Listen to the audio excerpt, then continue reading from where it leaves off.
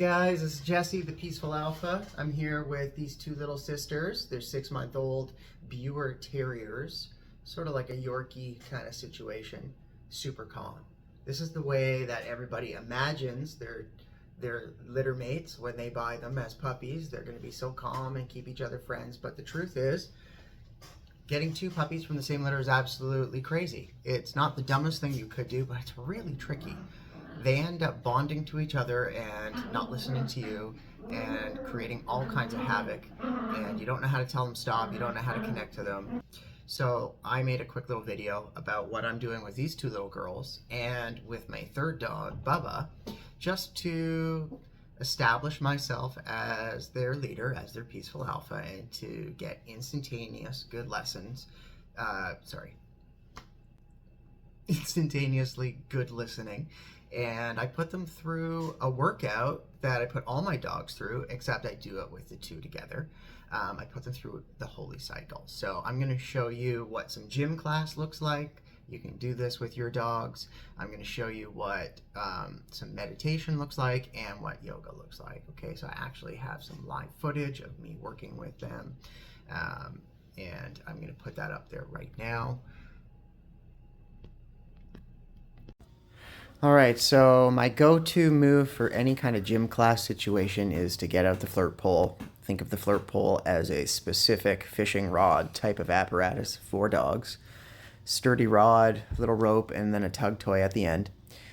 Dogs like to play two different kinds of games. They like to chase and they like to tug. They like to sprint and they like to pounce.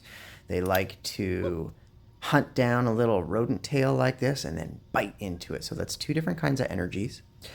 And so what we want to do here is the first sort of 90% is how skillful can you be at getting your dogs to want to chase it. They have to want to chase it. So I keep it really close to them. I'm running some circles and some figure-8 patterns. And these dogs are really loving it. And 5% of it is let them try to bite it. Let them try to bite into it, and they get growling and snarly, and you know they're loving it. And what I'll do when they get into that mode is what I'm doing right here, which is teaching them to bite it and not let go. Once we've got that, then what I want to go into immediately is drop it. I use treats to do that, and we start the game over again. Guys, some skills are being developed here. Follow the leader. Come when I call you. Chase this thing around and then drop it when I say drop it. So even though this looks like just sort of a silly little thing, there is some teaching going on, and that's why I call this activity the gym class. Okay, so just wrapping it up here, using some treats to finish it off. And now we're going to head inside and bring the energy right down. And I've got Bubba with me, so it's going to be a completely different vibe.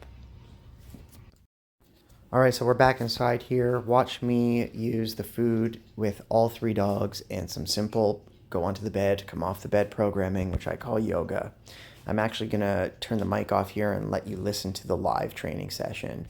I put the food down and I do a resource claim, giving me instant alpha status, and then from there, I get to work.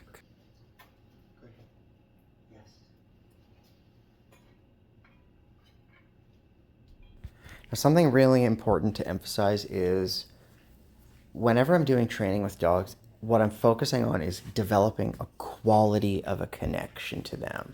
I want them to trust me. I want them to listen to me. I want them to follow my guidance. One of the puppies is going into the bed easily. The other one is a little bit timid. Okay, who cares? What I'm going for is I want the dogs to be focused and doing their best. That's what they're doing. Anytime you're focused and doing your best and you're doing this for a period of, like, let's say 5 minutes with your dog uninterrupted, they are burning a lot of mental gas. So this is what leaves the dogs really satisfied and really calm at the end of the day.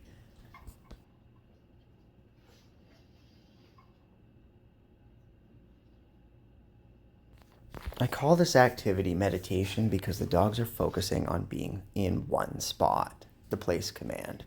Then I shifted into what I call yoga because I get them to come out of the spot, follow me over here, and then follow me back to the spot. So it's kind of like a yoga teacher vibe, leading their students through different postures.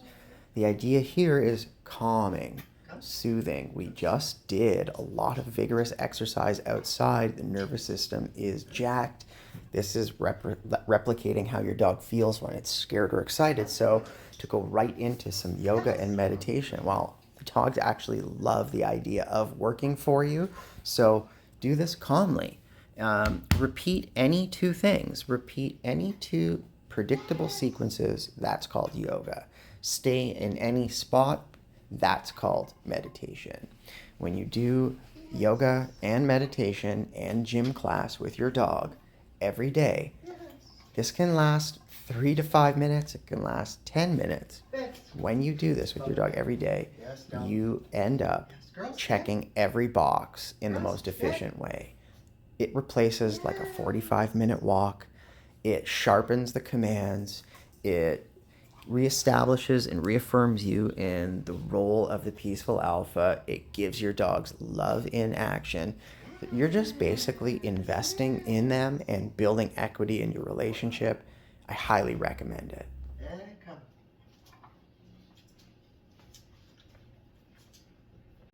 Okay, and there you have it. I'm not even talking to them. I'm not making a lot of English verbal commands, but you can see I am putting them through a really satisfying workout. I'm bringing out the enthusiasm and the vigor for them, and then I'm also toning it right down and controlling them in a calm way, especially around food and around placing them in a stay command. So sort of two different sides of the equation, and when you do both of them, not only does it balance your dogs out, but establishes you above them in the hierarchy, leaves your dog super calm. So hope you enjoyed that. Give this video a like and a subscribe, and I'll put up some more content real soon.